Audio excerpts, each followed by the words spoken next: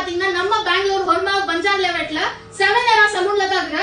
இங்க வந்து சரியான ஆஃபர் பண்ணுது. எல்லா சர்வீஸ் மேல உங்களுக்கு 50% ஆஃபர் தராங்க. கமிங் ஆகஸ்ட் 3rd வந்து இங்க புது அகாடமி ஓபன் பண்ண போறாங்க.